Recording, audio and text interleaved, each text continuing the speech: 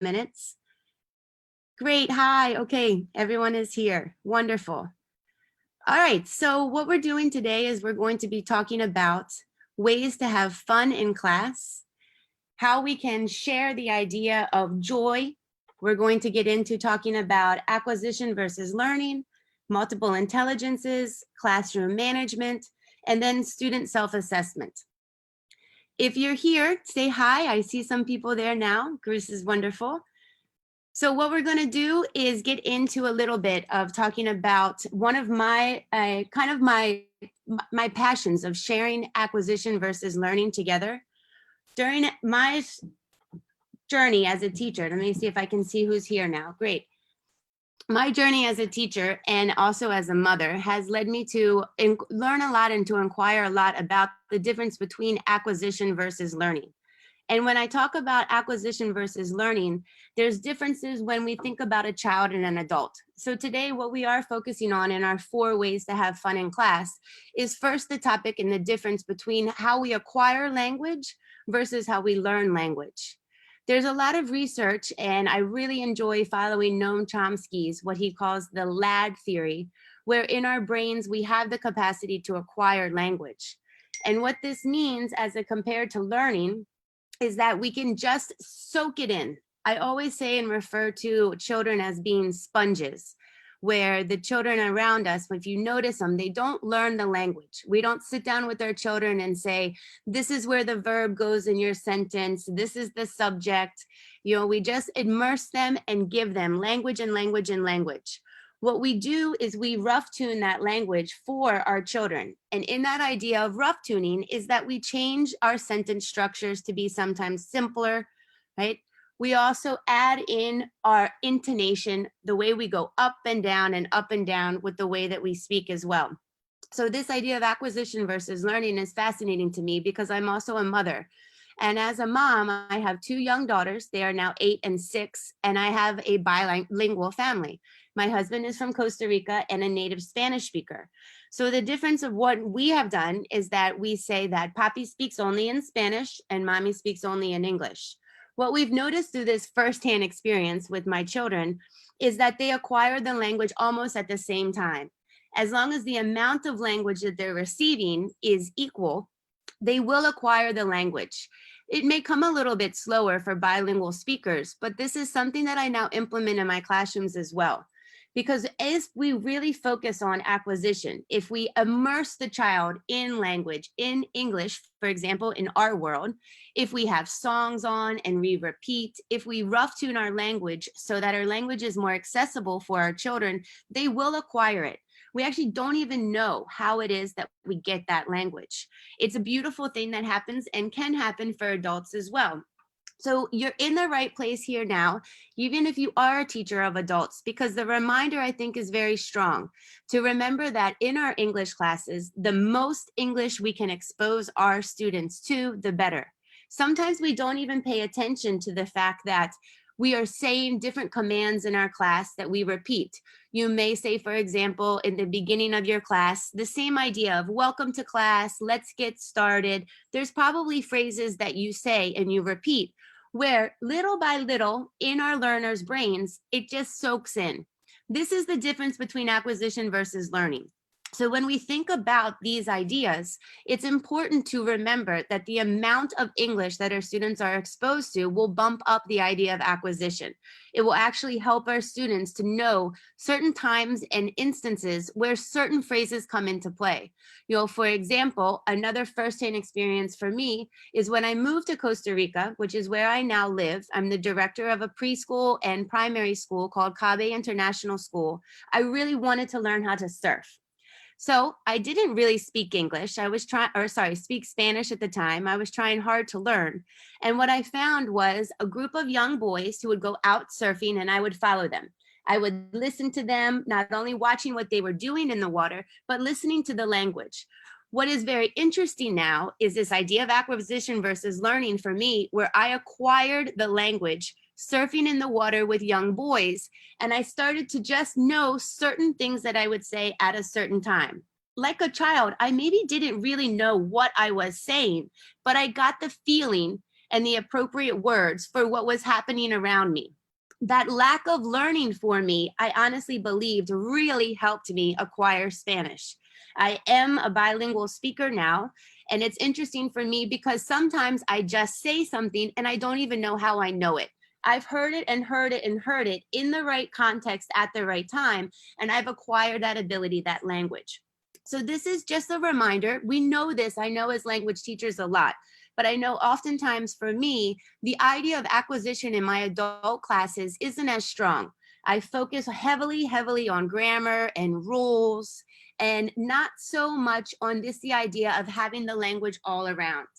A good example too is to put up lots of words for our adults, to constantly bombard them with words, labels, and pictures all around our classroom. So even though you might not have learned a set of vocabulary, they'll have seen those ideas. So this is just a fun kind of reminder for us and how we can mix in these ideas, whether we are teaching adults or children. With children, the results are incredible. The more exposure they have to language, obviously, right? We know this, we just don't oftentimes do it, the more they'll be able to produce. All right, so with acquisition versus learning, this is the idea. I want you to have a takeaway, is I want you to think about more ways that you can connect to your students' personal lives. The more that we can get to know about our students and who they are, the more we can make those connections and the more that they can acquire language. So to learn about your students' lives and make connections with them in your English class will really help your learners, whether it's children or adults, to improve their language skills. So another one we want to talk about today is that I want us to get into multiple intelligences. I'm sure many of us as language teachers have had exposure to Howard Gardner's theory of the 8 multiple intelligences that humans can and possess. When we think about multiple intelligences, it might be just a review for some of you now, right? But what we think about is bodily kinesthetic, the movers. We think about interpersonal learning, the people who can connect with others and like to lead and work into groups. We have verbal linguistic learners, kind of our word smart people. We also have our logical mathematical brains, that logical, not necessarily mathematical, but also the logical brain. In addition, we have the nature smart, our learners who love to connect to nature. We have our self-smart, which I like to compare sometimes and complement with our interpersonal. We have our intrapersonal. So this is the idea of self-smart, that kind of wanting to work a little bit more alone versus in groups, being very intuition, having a lot of ability to even to mediate and to conflict resolve with others. In addition, we have our visual spatial learners, our picture smart, those of us who need to see something in order to really get it, and then our music smart learners. The theory of multiple intelligences is very fascinating to me because the more I learn about multiple intelligences, the most I think about my personal learning and my experience in school. I am a very interesting brain. I have 3 very strong intelligences according to Howard Gardner's theory. I am very bodily kinesthetic. You may notice I like to move a lot. You may also notice I like to talk and get up and down. I need to touch things in order for me to really sink in, for me to acquire something. I am also very word smart. Maybe has a little bit to do with my job as a language instructor, but I always love to read and to connect with words. In addition, I also am very much an interpersonal. I'm that people smart.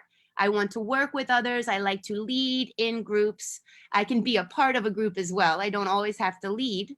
But what is interesting is those smarts that I have, those intelligences, the bodily, kinesthetic, interpersonal, and verbal are super strong with me. Where on the other end of the spectrum, which is the important part, are the ways in which maybe I'm not so smart or I don't have such strengths. For example, musical smart. I do not have a lot of rhythm or connections to tones. That's something that is a challenge for me. In addition, right, visual, kind of that picture smart is also something that is not my strength. So what I've done with this idea of multiple intelligence and how I work that into my job as a teacher is I think about my students. In the beginning of any course with my students, I give them an assessment on ways to find out what their strengths may be and what their weaknesses may be. So with multiple intelligences, after today's broadcast, I'm going to share with you a link that I use with my students that you can use for yourself to find out more about how it is that you are smart. I think it's important as language instructors that we know the ways that we are, because sometimes, like me, if there are intelligences that are not your strengths, you obviously don't use them as naturally as an instructor, as a teacher. So I have to work very hard, for example, without such a strength in terms of visual spatial learning when I'm working on a board. What I mean by that is that my boards can get crazy and very disorganized. But if in my class are visual spatial learners, I'm not doing them the best service. I need to pay attention to the ways that they are smart, the ways that they can connect better. And it's a great challenge for me as well. I also talk very transparently about this idea with my students. Sometimes we learn things by doing things. We want to take it apart. We're bodily kinesthetic. We have that idea where some of us don't. I like to think about this with what we're going to talk about in a little bit, with also with self-assessment. I feel very strongly that we should be allowed to be assessed in the ways that we are strong. Now, that doesn't mean that we need to do things in classes, for example, 8 different ways as teachers. That would be impossible. But what we can do is to tap into and know our students in our classes. Really find out how is it that they are smart.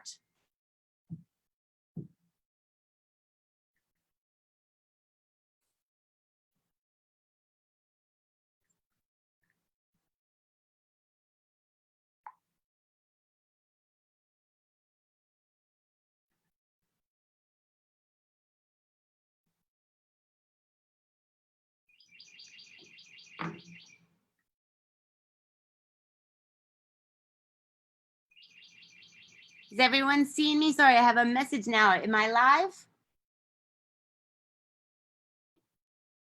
Great, great, great. Okay, so let's continue. So back to the idea with multiple intelligences. So using this and incorporating it into our classes is one of, I think, the best tools that we can use. Not only working as an instructor, but for us as learners as well. So when we get back into thinking about me, just to use myself as an example, I love to work and to find teachers who complement my strengths. I feel that together we are the best team possible. When we have that idea, thinking about lesson planning, and I work with a teacher who is very visual smart, we come up with the most amazing PowerPoints, the most amazing whiteboards, and we can talk very transparently with our students as well. I think this also gives our learners, and imagine a child, a great ability to understand that some things may come easier and some things may be more of a challenge. That idea of self-awareness in terms of our learners and our teachers, I think leads to greater learning results. So as we think about all of these ideas with multiple intelligences, I'll share the link with you after so that you can start to see how are you smart? What ways could you work on to improve a little bit of something that might be more of a challenge? And how can you tap into those ideas with your students as well? So I'll share that link with you. It's a fascinating theory as well, because Howard Gardner, I think about 10 years ago, had added another intelligence to have a 9, the existential or the moral intelligence, which is interesting because it is still in a debate. And we're going through this idea is it really an intelligence? Is the idea of connecting to an idea of abstract theories of religion, spirituality, is it also a way that as humans, we are uniquely gifted? It's still being debated, but it's something I would love to share and to talk more with you guys about over Facebook. Is that one of the intelligences that we can and should accept as well? I find it a really, really fascinating idea. So this is our idea with multiple intelligences, right? With the 8 that we see now based on Howard Gardner's theory. And any questions that you may have, please always let me know. I love to talk about this, as you can see. I also love to challenge myself with my weaknesses. So I'll share the links with you after so that you can do a little assessment and see the ways that you are strong and things that maybe you can work on as well in your classes. All right, we're going to continue. I do have 4 ways that we are going to talk about having fun in class. We've talked about acquisition versus learning a little bit, multiple intelligences, and now I want to get into classroom management. If you think about interpersonal and intrapersonal learners, a lot of times we don't pay so much attention to those of us who might be self-smart. That idea of wanting to work on your own, being a little bit intimidated to be into a group, not wanting to necessarily take a leadership role, I know in my experience as a young student was always something that was a challenge for my peers. I had many classmates that I now know were obviously very self-smart, but were not allowed to have that time or the independence to work the way they probably would best succeed.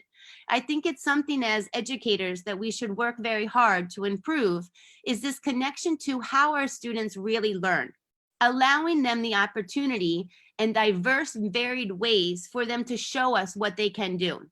Sometimes taking someone, of course, out of their comfort zone is wonderful, but we want to be able to tap into the ways that our students and our children in our classes will learn the best, the quickest, and the easiest way.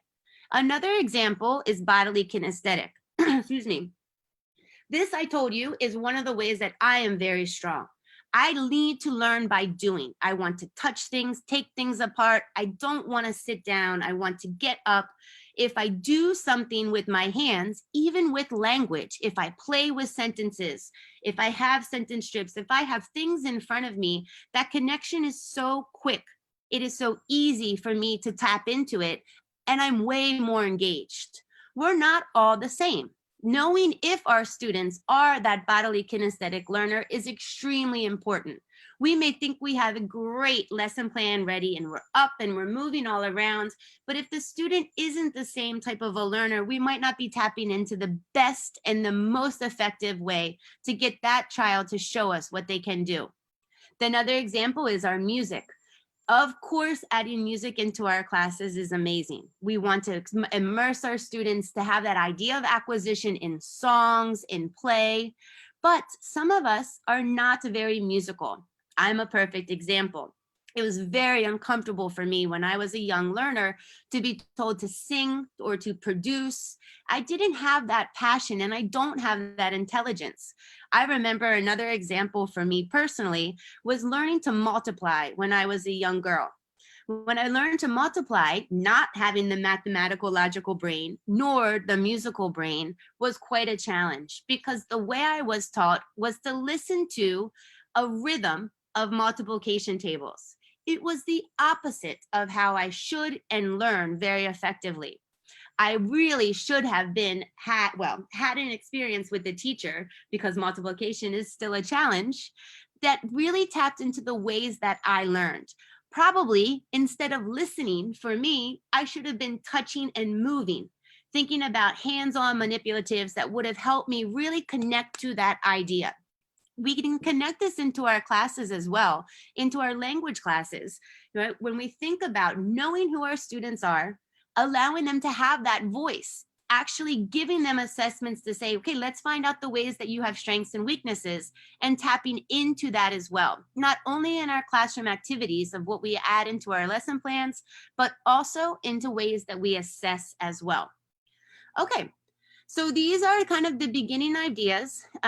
Thinking about multiple intelligences, there's a great program started by Howard Gardner called the Harvard Project Zero. If you have time, take a look.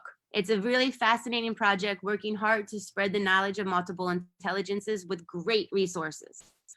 I would love to share too, and see if I can do this now, a really funny comic that I've seen.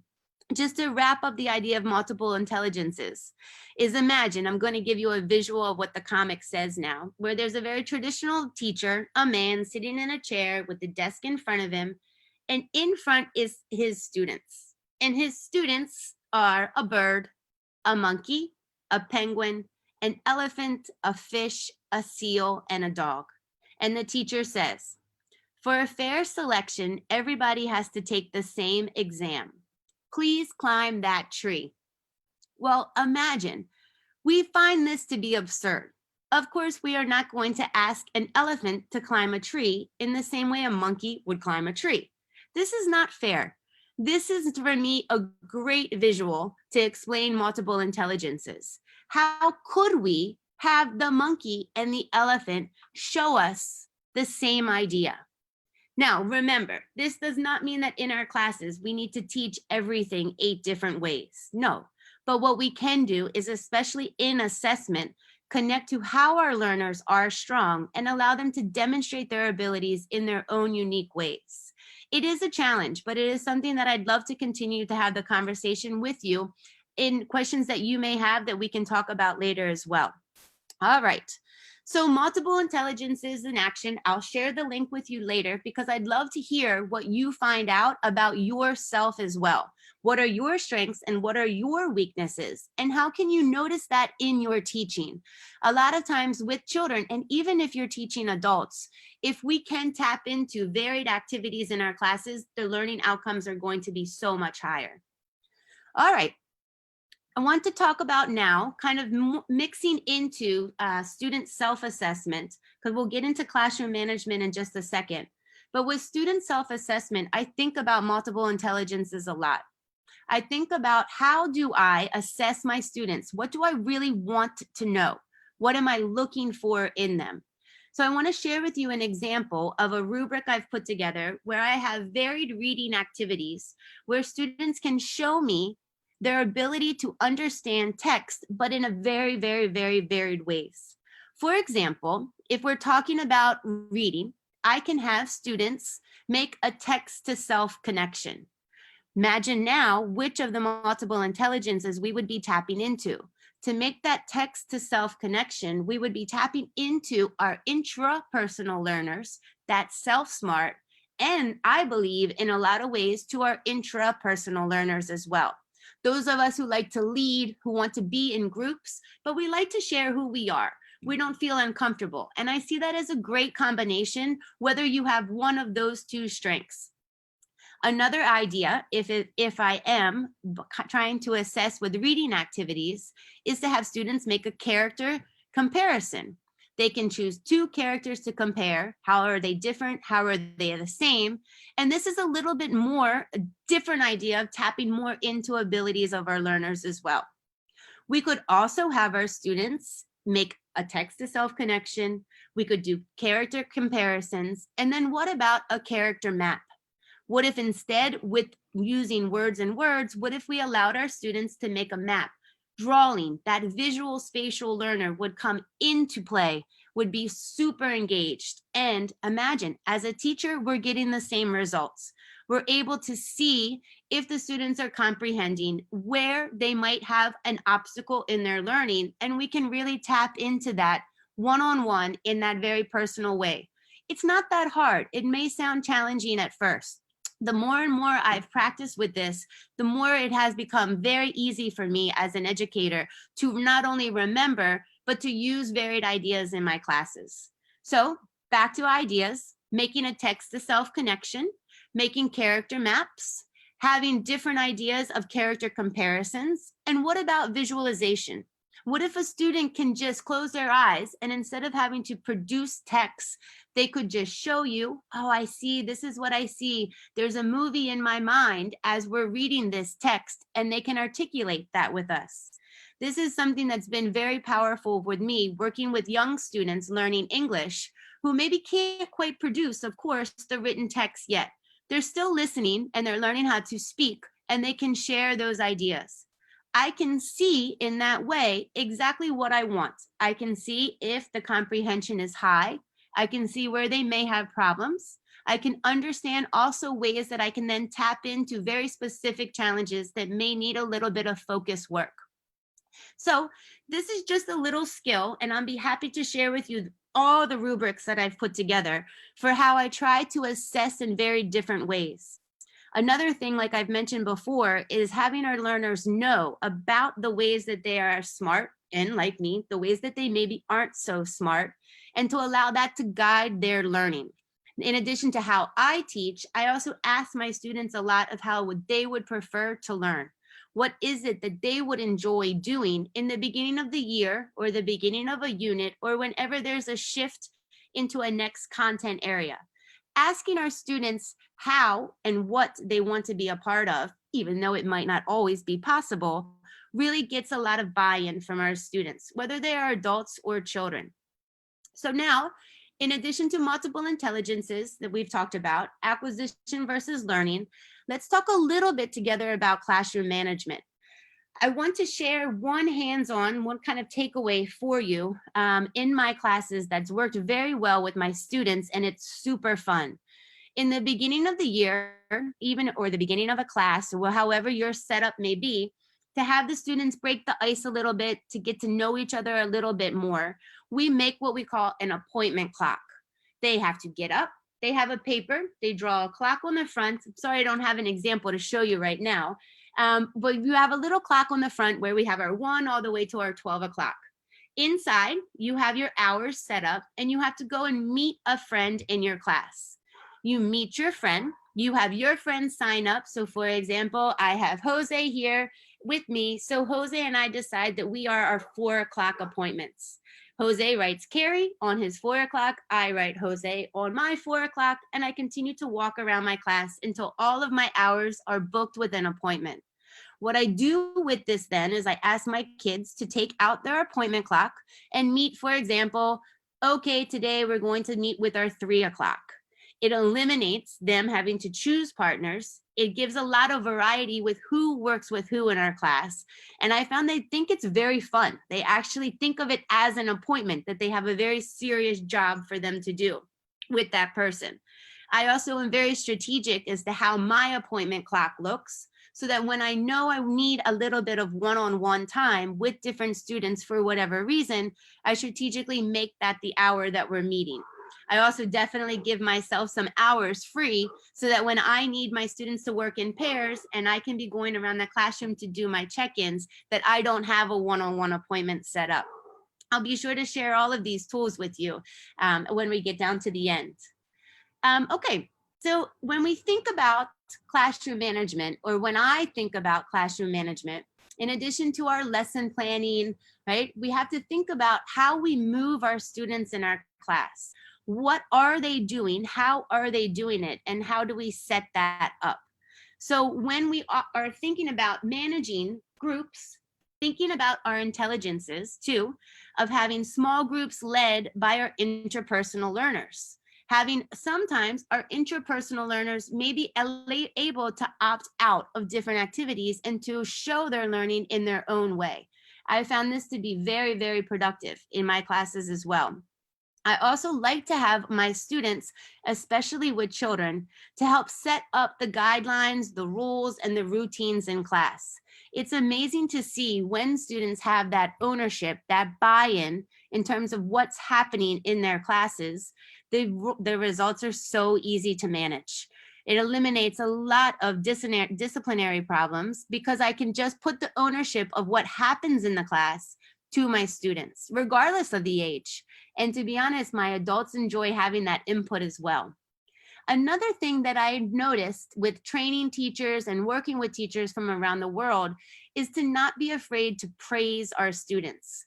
As we're learning language, as we're acquiring language as a child, we want to praise the way a mom or a father would. I know even myself, I find myself noticing greatness in my class, but not necessarily kind of that mom, yay, great job, this was amazing. We don't often think about the power of praise in our room and how it can actually help us to manage the classroom to get the learning results that we're looking for. In addition, in the beginning and many times throughout the class is that I interview my students. We have many, many ways that we communicate together. We have what I call a dialogue journal, and the dialogue journal, as you can imagine, allows me to really assess and to see the growth in their writing skills. I give them small comments, but in addition to that, I'm getting to know them as well. I'm having a different way that I can tap into them that I don't usually have the ability in a big group setting. Having that idea of knowing my students, connecting to the students has really, really helped me in my classroom as well. So when we think about modeling the behavior that we want to see. We think about letting the students help to establish guidelines or the rules and routines of a class, offering lots of praise as we go through, holding even parties, celebrations of things that we see that are going really, really well. It really helps. Even if it's just 20 or 30 minutes and maybe even a little bit of shorter, allowing our students to play, to have freedom, maybe a little bit of snacks, right, can reward and to give them not only identifying and demonstrating the ideal behavior, but we'll see an improvement in what we are when we are assessing, I guarantee. Interviewing the students as well helps them focus. We can talk about and know more about the favorite types of lessons that they want to get into, and then the types of exercises that help them really lock in whatever the key points might be. Okay, so we've chatted a little bit about acquisition versus learning, multiple intelligences, classroom management, and now self-assessment I want to talk about. Let me check and see how everyone is doing on Facebook and see if there's any comments that I can tap into now too. Great. All right. So now I want to talk about student self-assessment. This is a new, I don't know, a new passion of mine, something that early in my career, you know, I've now been in education for 20 years, that was never heard of. We never were trained, and I was never taught or even exposed to the idea of allowing the students to self-assess. I was the maker, master and commander of the rubrics, of the grading, of the systems that were set up. Now I've investigated and learned I have some great models of teachers who are really tapping into student self-assessment. What I mean is to actually allow the student to grade themselves. How did they do? How do they think they're doing? And how is their learning improving? I do this now as a director when I teach with the primary school students across all subjects. The feedback that I get from my students helps me to not only see things that I could never see as an assessor, but to also really understand where holes might be in learning. To be honest, almost always my students are a little bit more harder on themselves than I would be. I get to see and I get to understand challenges that maybe I wouldn't have been able to in the way that I was assessing the learner. I also get to see a lot of feedback from them that I would never have an opportunity to do. So when I go through, however your term may be set up, your learning experience, whether you have a certain number of weeks for your courses, years, whatever it might be, is to give your students a self-assessment in the beginning. Where do you think you are now? What would help you learn in the best ways? And where do you want to go? Right? No matter what the content may be, now thinking of English language, depending on the age of our students, we can design rubrics that are very tangible and hands-on and very effective for learners of all ages. That idea to be self-involved, right? To have that connection and that voice really increases the learning results. It also now is a tool that I use when I'm designing my lessons. I can now really strategically put my students into groups together where before I may not have had the ability or the foresight to know where their challenges were. When they give me that personal feedback, that personal self-assessment, I notice where certain students feel very strong and confident, and I can have them work as leaders. Where on the other end, I can see where holes might be for some of my learners, and I can tap into that maybe in different ways. Maybe a little bit more concentrated content work, maybe some more one-on-one, maybe a little bit of extra work outside of the classroom so that I can help fill that goal for my students as well. This is something that has really, really improved and in a way revolutionized my job as a teacher. Giving the students the voice in classes has not only increased the engagement in what I'm doing, but the learning outcomes as well across the curriculum. In math, in language, in Spanish, whatever it is that we're learning now, I have found the results to be incredible. There's also a great value of sharing that personal student self-assessment with other teachers and with our children's parents. Our parents love to see how and what our students are learning, and they just want to see the results. That's common. but if we can share with our families the greatness of the wholes and the successes of what's going on based on the teacher's point of view and the learner's point of view, imagine how effective we can be together when the ultimate goal is to produce speakers of English, right? So I want to think about some takeaways that we have. I'm going to share with you later the idea of the appointment clocks. I'll give you a tangible example so that you can incorporate that into your classrooms. We're thinking about how we are intelligent, our multiple intelligences that we may have, our strengths and our weaknesses. Thinking about student self-assessment.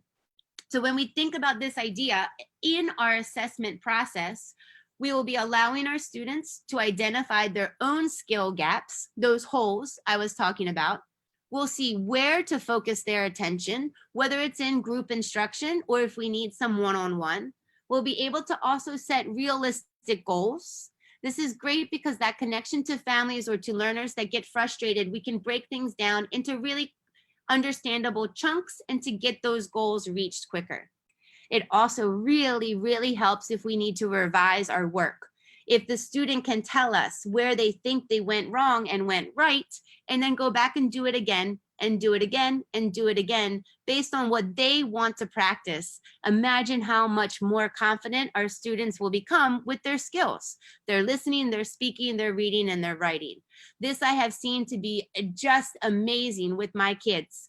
When I say to them, okay, well, what do you need to work on now? What is something that you're going to be improving?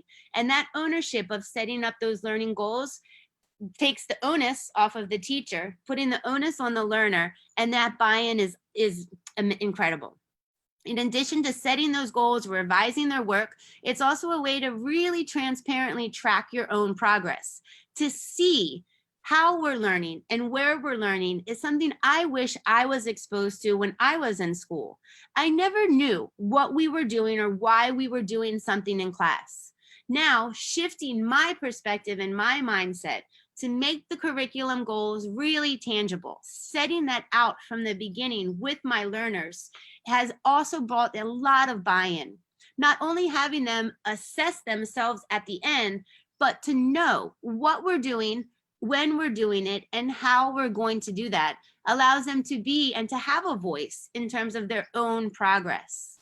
Another great way is if you are working online is that the students can help to decide when to move to the next level, whether it's in a classroom when you're transparent with your curriculum as well, or online, having that ownership of when you feel ready to go on instead of being left aligned with some confusion, some lack of clarity, and bumping on to the next object or the next learning objective. Having that idea for when we will progress and how we will progress is magical. I really recommend, and I'd love to continue the conversations with any of you on how to incorporate the idea of student self-assessment. Like I said, it is a new challenge for me. It's a new learning experience, but the results have been incredible. I have found my ability in a class not only to lead effective lessons, but to know my students on a very tangible and personal level has really improved the learning results. Whether we're thinking about their ability to listen, to speak, to read, or to write, student self-assessment has been a magical tool for me. So let's continue this learning together. I'm happy to share rubrics and ideas of what I've developed with any of you, and I'd love to see any input or comments that you may have as well. Is if you're doing this in your classes, how's it going? Is it working for you? Have you had bumps in the road? Are you able to have that student voice come back to you as an educator as well? So thinking about some takeaways, I'll share with you the idea of the appointment clocks, which I think are really great and works very well to manage small group work, even large groups, because you could, for example, have your 2 and your 4 o'clock meet to make a little bit of a larger group together. Thinking also about how we can connect our students' lives into our classes to bump up the idea of acquisition. What do your students like to listen to at home? What do they talk about at home? And to make that a connection is something that I think we don't remember very often in class. A lot of times as teachers, I know we have our curriculum and our plan that we have to get through and get through and grit through. but taking those pauses out just to build up that relationship between instructional practices and our learning outcomes will be great. All right, so that examination of how children respond to this will be improved if we're connecting it to something that's tangible and something that's a part of their day-to-day life, right? We're going to remember too that in addition, or as we model a child's home in our classes, we'll play games, sing songs, share stories, playing make-believe, and just generally having fun in class is something that we should remember with the idea of acquisition versus learning. I like to remember how it is I speak to my daughters. I have an 8-year-old and a 6-year-old daughter, and of course I have fun with my language. I change my tone, I change my vocabulary. I allow the ideas to become more imaginative. We do this very naturally as parents or as adults speaking to children. But I find many times in the classroom, we forget the idea of rough tuning, that idea of just bringing it down a little bit to the level of who is in front of us.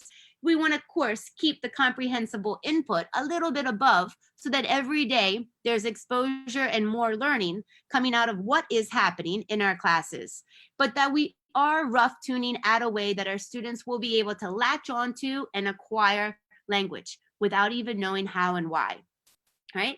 So having fun in class, right? Like we've been talking about, that ability to play games. I will share with you, like I said, the rubrics for all of the different ways that I try to incorporate activities for my learners using multiple intelligences, whether it is that we're reading or writing, even speaking and listening skills as well. Okay. All right, so let me see if we have some comments. If anyone has any comments or questions, yeah, I see someone here. If I can share video lessons where I've implemented assessment tools, absolutely. I will be sure to share, and I would love for everyone to connect with me as much as possible. I want to be really transparent with the things that have worked and haven't worked, and I'd love to hear from you too. I see another great question here. So how can we share video lessons? Okay, implementing tools, yeah. Also, in the idea of moving our students around, using that appointment clock has really helped me. It eliminates the fact that I've put together groups. The students have their own little appointment clock, and it's quick and easy. Once they've gotten the idea, grab your clock, meet with your 4 o'clock. I can even strategically, as I'm going around and seeing what's going well and maybe what's not going well, switching up different appointments as well. That's been very, very, very helpful for me to even be an assessor as I'm walking around. We all know that we can see the examples of our learning in unique ways. We know that. We do it all of the time, right? But to really, really get into that idea and bouncing them around, don't be afraid to do it. Don't be afraid to move your furniture in your class. Don't be afraid to have varied ideas going on. Sometimes even getting the furniture and just going outside, throwing balls around is, even though we don't think about it, it's definitely going to help us activate the learning results that we really want. All right, let me see. Can I see? I'm going to look for a couple more comments of ways. Oh yeah, for sure. I'll share all of my tools.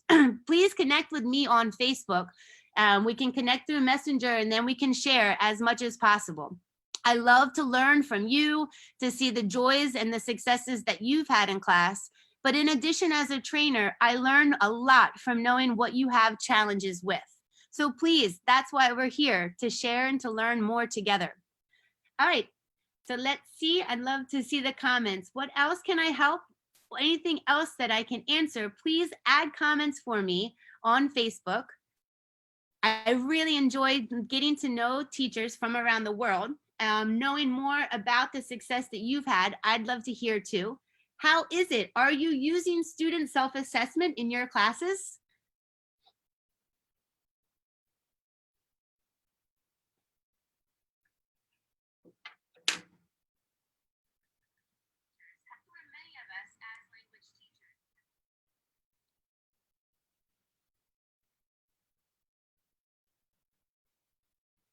Great. Okay. I see so many people wanting to connect. This is wonderful for me. I am so excited to share with AE. I am very excited to see your work in your teacher development. I am here to share with you as much as possible. So please let me know. Oh, I have a good question. Let me continue here. Do I assess my students' performance daily? Yes, I would say this is a definite yes, because now with my experience, the way and what I call assessing has varied a lot. I give exit slips at the end of every class based on what my learning objective may have been, some little check at the end, and I keep that tangible evidence with me in their portfolios. In addition to now thinking about multiple intelligences, I have my students perform different ways and to show me that content knowledge, the objective-based knowledge in very unique ways, right? So this is really, really my passion now in terms of how, of course, every day I'm doing a check-in with my learners. It's always based on my objective, but what I do is allow that exit slip to look very different. Maybe some of my students show me with their body the verbs that we've been learning that day. Maybe some of my students write down, they grammar translate for me, right? Maybe some of my students just come up and tell me. Maybe some students draw me a picture. With more and more practice, this will become more common and more effective for you as a teacher as well. Is this something that, yes, not in the beginning. This was something I was very afraid of. To me, we worked, and then I would give an assessment at a certain point, but I wasn't doing the daily check-ins. The daily check-ins have definitely increased my ability and my effectiveness in the classroom and really engaged my learners as well. They love to be able to say whether they got it or more powerfully, whether they didn't get something at the end of the class. Yeah. Okay, yeah, just so sorry. Yes, I will share a PowerPoint with you. I apologize for some of the technical difficulties, but I'll be sure to share with everyone at the end. Absolutely. Okay, so let me see any other questions that we have on the comments. Yeah, great.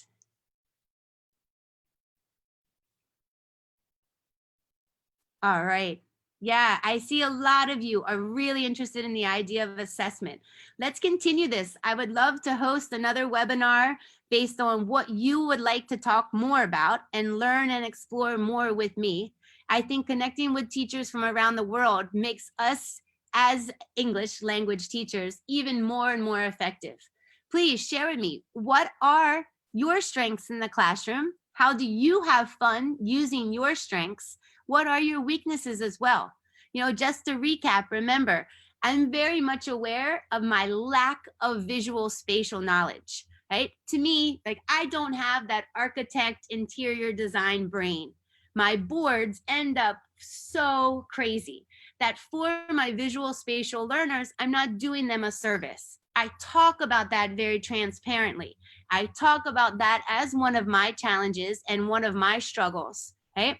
And in addition to doing that, right, my students get to have that voice. Oh, Miss Bowers, Miss Kerri, I really need you to clean this up. You know, that visual spatial brain needs things color coded and in order. And that's really wonderful to tap into. Imagine having a teacher sharing with you the ways that they work really well and the ways that they don't. That human part of becoming, that human centeredness that we can really, really work on in our class based on multiple intelligences, for me, is a great starting point. Yeah. I'm interested to motivate students who are not interested in learning English. Okay, this is a great, great question.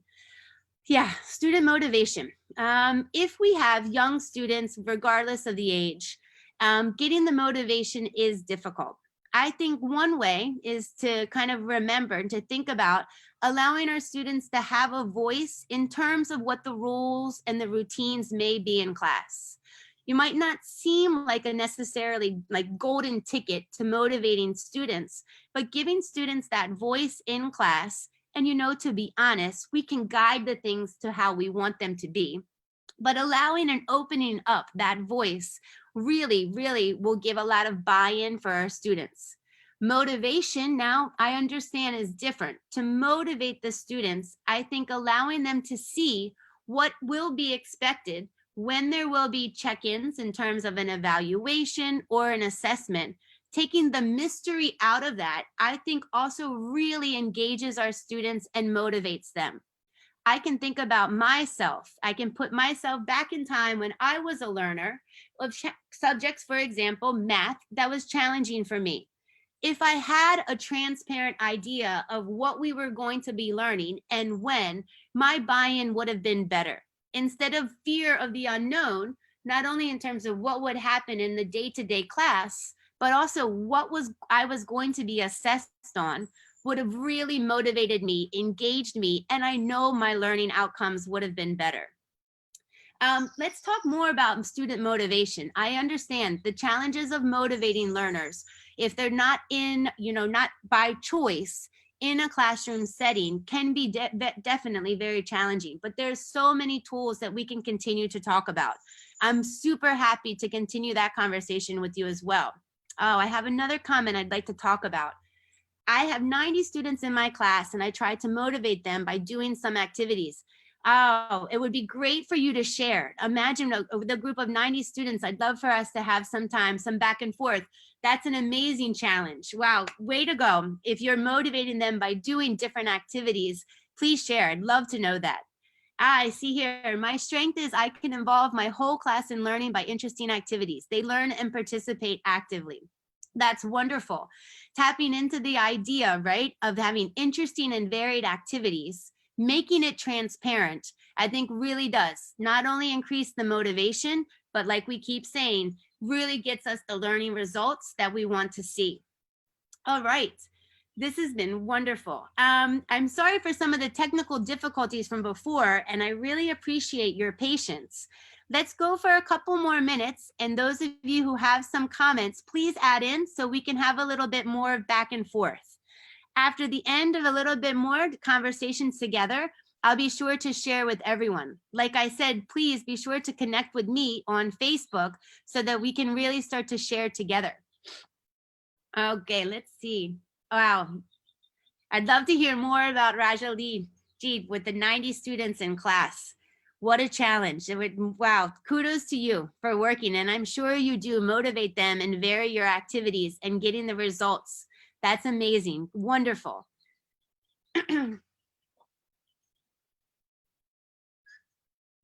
Great. All right. Okay, well, for now, thank you for your patience with me today. I loved spending time with you. I love to see the comments below. I'm going to sign off and say goodbye for now, just with our live.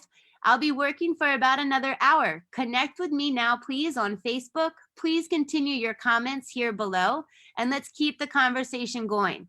I'd love to learn more about if you've taken, well, when you do, take the multiple intelligence assessment, share with me your results. Did you find, like me, that you're super smart in certain ways and not so strong in others? Can you use that if you notice and self-assess your abilities as an educator? How are you using that in your class? Can you notice, right, that maybe you're like me, not visually, not spatially smart, and that you're doing a disservice to your learners? One of the things that's really helped me now is to really plan out and to use technology when I need to perform or to have visuals in my class, because I don't want to draw in front of my students. I don't really color code. I don't have the brain that thinks that way.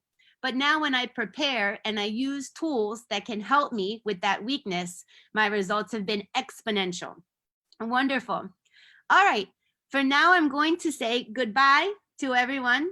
Thank you so much, AE Live. This has been an incredible experience for me to share with you, and I hope it's just the beginning of us working and sharing together.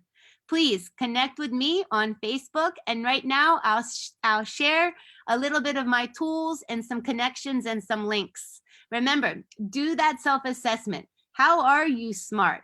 How can you now reflect on your teaching in the classroom and improve? All right, goodbye now. We'll talk more soon. Keep up the great work, and lots of happy holidays from now the United States. Goodbye.